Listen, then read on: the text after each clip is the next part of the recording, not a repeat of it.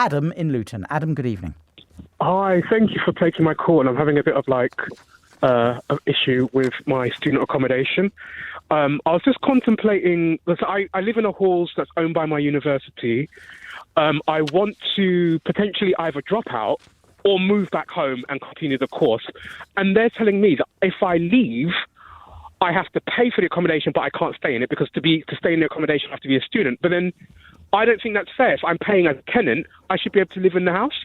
Or I have to find a replacement, but the replacement has to be a student and a male because I'm in a male hall. That I think makes sense. But I just don't understand does my right as a tenant supersede my right as a student? Because how is it that I can pay my tenancy?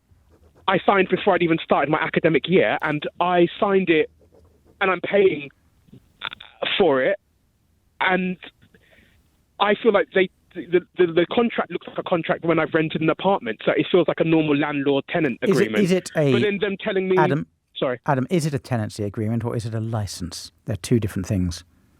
Oh. Does it say tenancy agreement? That. Does it say tenancy agreement on it? I don't have it to hand. I will have to find that out, but thank you for saying I that suspect because I it's a didn't know there license. was a difference. Yeah, there's a big difference. Okay. I suspect it's a license.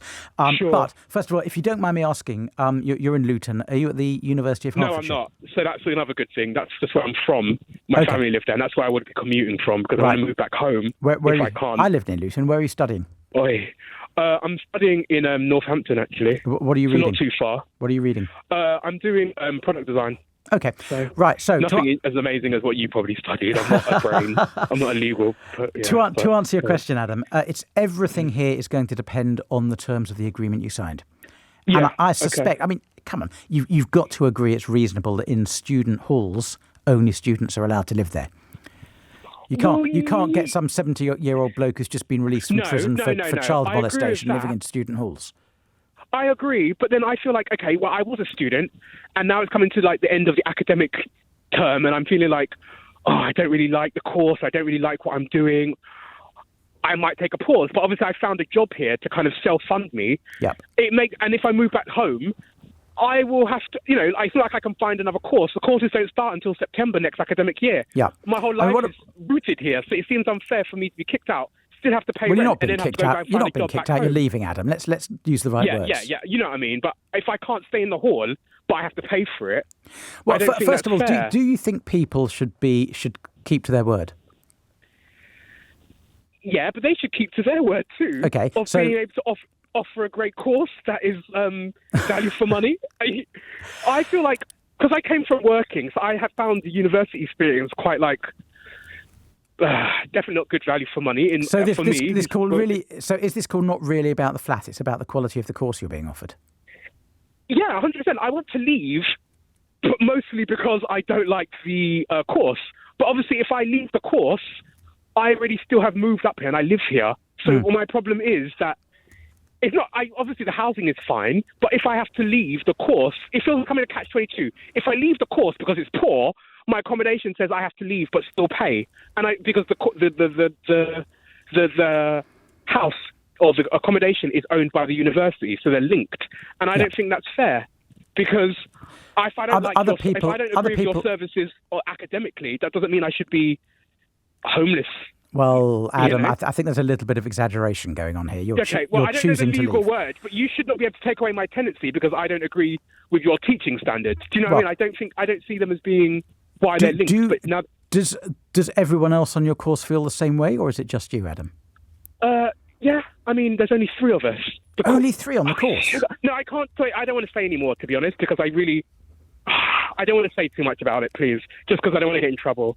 Okay. Right. Look, you are not the arbiter of whether a course is good or not. Lots of people drop out from university because they change their mind. They don't like what they do. They're not the right personality to be a student for a year. You've said you came from business. Maybe it's not your thing. That's not the university's fault. No. And if you signed up to commit to pay for a year, you can't disappear off after how many weeks are we into the term? 6 weeks. Yeah. And say, I'm not paying for the other 46 weeks. You say what's happening to you isn't fair, but lots of people would think you disappearing after 6 weeks and refusing to pay for the rest isn't fair either.